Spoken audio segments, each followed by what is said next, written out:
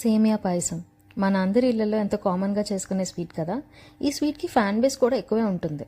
మొన్న రీసెంట్గా స్వీట్కి ఏదైనా తినాలి అని నాకు మా చిన్ను గారికి అనిపించినప్పుడు ఇన్స్టెంట్గా ఈ స్వీట్ చేసుకోవాలనిపించింది. సేమియా, మీకు నచ్చిన కొన్ని dry fruits, sugar and boiled milk రెడీగా ఉంటే 15 minutesలో అయిపోతుంది.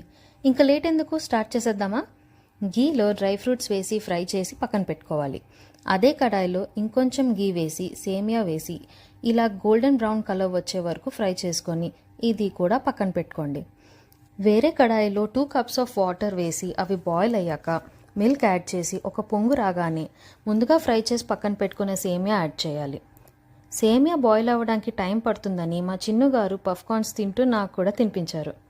సేమియా ఇలా బాయిల్ అయ్యాక షుగర్ యాడ్ చేసి మెల్ట్ అయ్యే వరకు ఉంచాలి. అసలు మన అమ్మ, అమ్మమ్మ, నానమ్మ, పిన్ని, అత్త వాళ్ళు సారీస్తో ఎలా ఉంటారో కానీ కిచెన్లో నిజంగా హ్యాట్స్ ఆఫ్ వాళ్ళకి. పాయసంలో రెడీ చేసుకున్న ఇలాచీ పౌడర్ అండ్ ఫ్రై చేసి పక్కన పెట్టుకున్న డ్రై ఫ్రూట్స్ వేసి స్టవ్ ఆఫ్ చేస్తే ఈ రెసిపీ రెడీ. పాయసం కూల్ అవుతున్న కొద్దీ దగ్గర పడుతుంది. మీకు నచ్చిన కన్సిస్టెన్సీకి అడ్జస్ట్ చేసుకొని ప్రిపేర్ చేసుకోండి. నేనైతే రెసిపీ బాగా వచ్చిందని వెంటనే బౌల్లో సర్వ్ చేసుకొని తినేసా. అండ్ నాకు మా చిన్ను గారికి కూడా భలే నచ్చింది.